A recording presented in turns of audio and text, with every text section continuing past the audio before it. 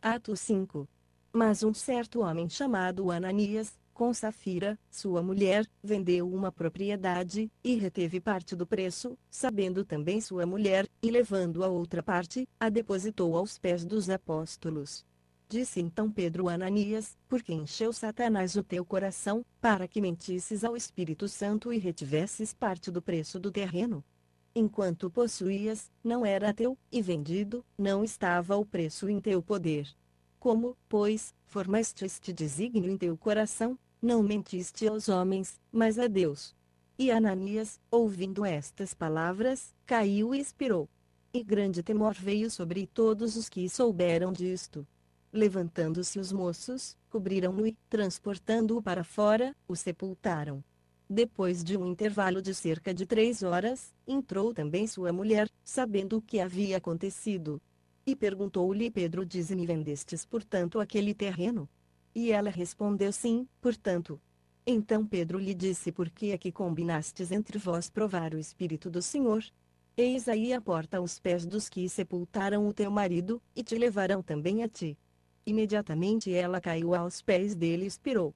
E entrando os moços, acharam-na morta e, levando-a para fora, sepultaram-na ao lado do marido. Sobreveio grande temor a toda a igreja e a todos os que ouviram estas coisas. E muitos sinais e prodígios eram feitos entre o povo pelas mãos dos apóstolos. E estavam todos de comum acordo no pórtico de Salomão. Dos outros, porém, nenhum ousava ajuntar-se a eles, mas o povo os tinha em grande estima. E cada vez mais se agregavam crentes ao Senhor em grande número, tanto de homens como de mulheres, a ponto de transportarem os enfermos para as ruas, e os porem em leitos e macas, para que ao passar Pedro, ao menos sua sombra cobrisse alguns deles. Também das cidades circunvizinhas afluía muita gente a Jerusalém, conduzindo enfermos e atormentados de espíritos imundos, os quais eram todos curados. Levantando-se o sumo sacerdote e todos os que estavam com ele, isto é, a seita dos saduceus, encheram-se de inveja, deitaram mão nos apóstolos, e os puseram na prisão pública. Mas de noite um anjo do Senhor abriu as portas do cárcere, tirando-os para fora, disse: apresentai-vos no templo, e falai ao povo todas as palavras desta vida. Ora, tendo eles ouvido isto, entraram de manhã cedo no templo e ensinavam. Chegando, porém, o sumo sacerdote e os que estavam com ele, convocaram o sinédrio, com todos os anciãos dos filhos de Israel, e enviaram guardas ao cárcere para trazê-los. Mas os guardas, tendo lá ido, não os acharam na prisão. E voltando, lhe o anunciaram, dizendo: achamos realmente o cárcere fechado com toda a segurança, e as sentinelas em pé às portas, mas, abrindo-as, a ninguém achamos dentro. E quando o capitão do templo e os principais sacerdotes ouviram estas palavras, ficaram perplexos acerca deles e do que viria a ser isso. Então chegou alguém e lhes anunciou: eis que os homens que encerrastes na prisão estão no templo, em pé, a ensinar o povo. Nisso foi o capitão com os guardas e os trouxe, não com violência, porque temiam ser apedrejados pelo povo. E tendo-os trazido, os apresentaram ao sinédrio. E o sumo sacerdote os interrogou, dizendo: não vos admoestamos expressamente que não ensinasseis nesse nome, e eis que enchestes Jerusalém dessa vossa doutrina e quereis lançar sobre nós o sangue desse homem. Respondendo Pedro e os apóstolos, disseram: importa antes obedecer a Deus que aos homens. O Deus de nossos pais ressuscitou a Jesus, ao qual vós matastes, suspendendo no madeiro, sim, Deus, com a sua destra, o elevou a príncipe e salvador, para dar a Israel o arrependimento e remissão de pecados. E nós somos testemunhas destas coisas, e bem assim o Espírito Santo, que Deus deu àqueles que lhe obedecem. Ora, ouvindo eles isto, se enfureceram e queriam matá-los. Mas, levantando-se no sinédrio certo fariseu chamado Gamaliel, doutor da lei, acatado por todo o povo, mandou que por um pouco saíssem aqueles homens, e prosseguiu: varões israelitas, acautelai-vos a respeito do que estai para fazer a estes homens. Porque, há algum tempo, levantou-se Teudas, dizendo ser alguém, ao qual se ajuntaram uns 400 homens, mas ele foi morto, e todos quantos lhe obedeciam foram dispersos e reduzidos a nada.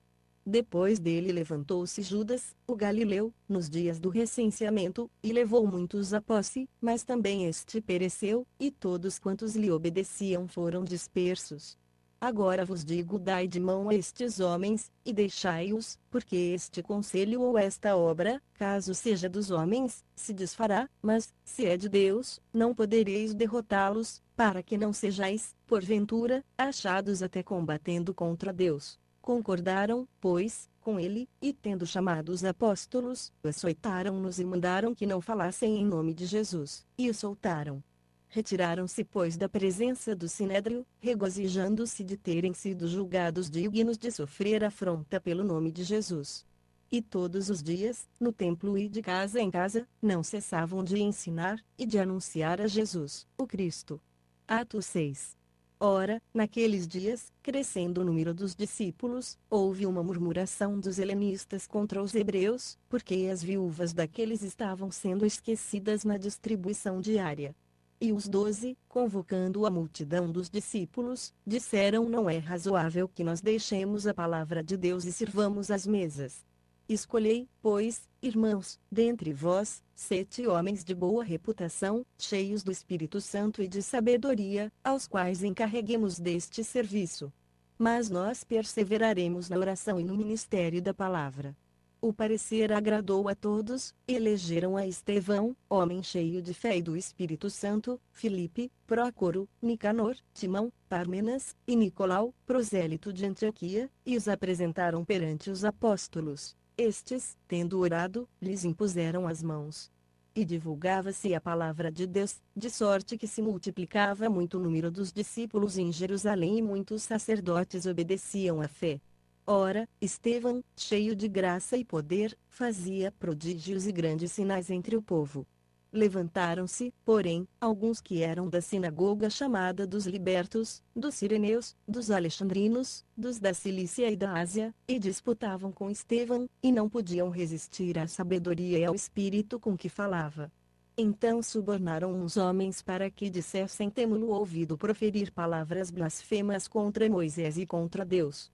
Assim excitaram o povo, os anciãos, e os escribas, e investindo contra ele, o arrebataram e o levaram ao sinédrio, e apresentaram falsas testemunhas que diziam: este homem não cessa de proferir palavras contra este santo lugar e contra a lei, porque nós o temos ouvido dizer que esse Jesus, o Nazareno, há de destruir este lugar e mudar os costumes que Moisés nos transmitiu. Então todos os que estavam assentados no sinédrio, fitando os olhos nele, viram o seu rosto como de um anjo. Atos 7.